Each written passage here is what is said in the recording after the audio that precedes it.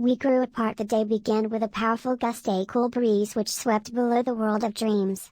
Unsettling enough to wake him from his slumber, his body shuddered in protest. The bitter damp air flooded the stagnant room from the small haphazardly boarded window. All the heat from a night's long embrace lost in a few short moments. He opened his eyes. The flood of light poured into his eyes uncontrollably. He blinked. Waking reminded him of something, he wasn't quite sure what. There was an irrepressible silence conforming around him. It was unnerving that the clatter of the city hit his deaf ears. The day was yet without form. There was a moment of epiphany when his senses gladed into routine. The morning ritual was complete. He sat up on his bed. The crumbling ceiling and profane carpet didn't faze him. The certain hue of the fluorescent lighting convinced him something imperceptible was awry. The failure to scrub the walls clean of mangled messages written in etched black was a non-issue. He was a muddled mess. Groggy thoughts scattered as he raised his line of vision to the door. Its rusty orange hinges and peeling yellow paint reminded him of the immediate concerns of life. That is, of his life, the variation of existence he committed to farce away from day to night. He knew it wasn't a burden to bear. With a grunt and trivial effort he raised himself from his bed. He put on his regular outfit, the average white tee with jeans faded from years of use. Running from the problems of youth will weigh a heavy toll on what you wear. There was a subtle layer of concern coating the room, a dreadful feeling that perhaps the door wouldn't open. John was not at all apprehensive of this. The chances. He wondered in his mind, avoiding the fine print. He pondered who exactly he was going to be on this ineffable day. He could choose to be John, the man still stuck inside his shit apartment on another endless day in winter, waiting for that one chance, or he could be John, a man of action committed to his personal battles.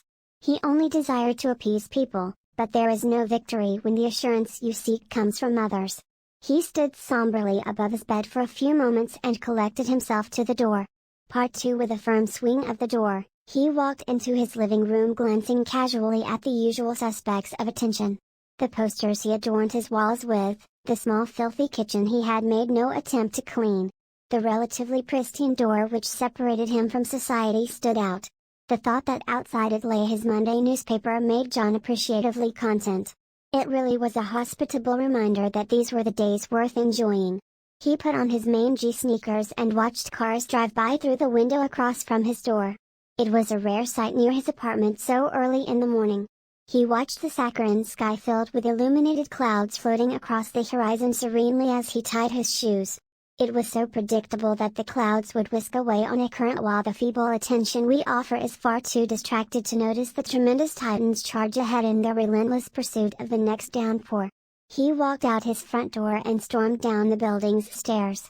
The day had just begun and there was no time to waste in contempt. Every hour grinded down the clarity of whatever strange purpose this morning possessed. John didn't think twice of the absent roads or the barren sidewalks. Walking from his decaying brick building onto the bruised and betrayed avenue was a mundane experience. Not a soul was in sight when he saw the most beautiful orange Mustang retreat across the intersection and into the absurd city streets that morning. He had never seen one before in his life. The building was far removed from its surroundings, and there was nothing significant or important to anyone in general close by. Society tends to abandon the pieces that refuse to fit. He walked to the shop down the street, Moonlight Market.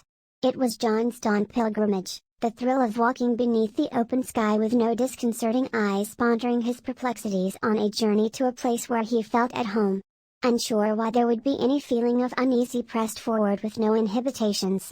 He could not accept that the lethargy that seemed so ambiguously familiar could crush this one fleeting happy moment in the millions that would never feel nearly the same. John almost missed the entrance to the store, but stopped as he saw the neon borders on the massive tinted glass walls. He pushed open the dark door, a superficial attempt to mask the unruly nature of the store. Not many people would have shopped in the unpleasant hole in the wall, but those who did showed no restraint. Boxes were upheaved and crates overturned, paint splashed on the walls in vibrant maroon and clashing green. No control here. There was no cohesion here. Just irrational sanity tossing itself off the ledge.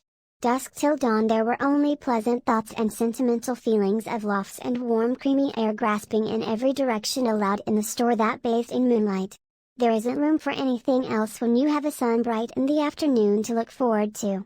Part 3. Walking down an aisle with refreshing drinks of all varieties on one side and a grotesque pile of hats, shirts, shoes, sweaters, and sunglasses thrown violently from end to end on the other did not seem to upset John in the slightest, and he thought of how reasonable it seemed to parch his thirst with delicious apple cider and put on a threshed sweater to keep him warm through the remainder of the stiff morning. It was so completely indiscernible from reason. He walked forward to grab a sweater and noticed a mirror on the wall behind him. The square frame was haunting. He put the sweater on as chills ran through his spine. It was a gnarled piece of fabric, but he enjoyed the comfort it gave him. It was a sublime color of red, a dark burgundy that soothed John's weary eyes. It all reminded him of something primordial, a layer to life that he had no grasp of. Family perhaps, family he didn't know any longer. He walked to the mirror and looked at himself. The gaunt, short frame he had was obscene. He didn't recognize or connect himself with the form he saw. He didn't feel like black matted hair coated his head, or that his face was covered unshaven. There was no feeling of depravity in his thoughts, but the look in his own blue eyes betrayed a lost soul. The longer John stared at the mirror, the more distant to this store he felt. He lost his bearing on what he was seeing. The mirror no longer showed the devastated store but a frame filled with black. A light burst into being and illuminated a man. The opening behind revealed a bright fluorescent hall. The outlines were barely visible, but John stared into his eyes. Chaotic, sudden and unexpected blue eyes gazed back. The man looked rabid, a shell of a man. John raised his brow at the gawking man. Something shadowy called to him. There was a memory that ran through his head disconnected from the concerns of the day he had built for himself. There was some figure, a silhouette indistinguishable from the white noise of the past. A distant bridge arose on the shores of his doubt, unrelated moments brought Tog there by unreasonable circumstance. The harassing thoughts were no coincidence, there was a real, uncompromising answer to the questions driving him to this place. He only responded to the gesture by gaping awkwardly and unsure at the catharsis of his existence. John's eyes bore into the man, but at that instant he saw right through him.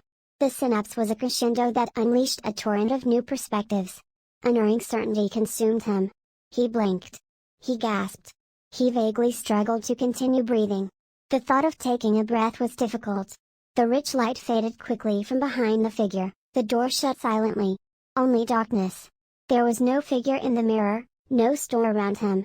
It was a black room, and he was covered in a nightmarish cold sweat. The man's heart pounded like he had endured a marathon, but the world around him offered no warm gesture of understanding, no token appreciation of the confused situation he had arisen to. The tiles would be cold if he stood up, it was still deep in the night. No other soul would be awake, no other person would see the gift of being lucid at this odd hour of night. Aware of nobody and nothing, the temporary sanity faded. The weak and disconnected thoughts were few and far between. It was dark, and he remembered.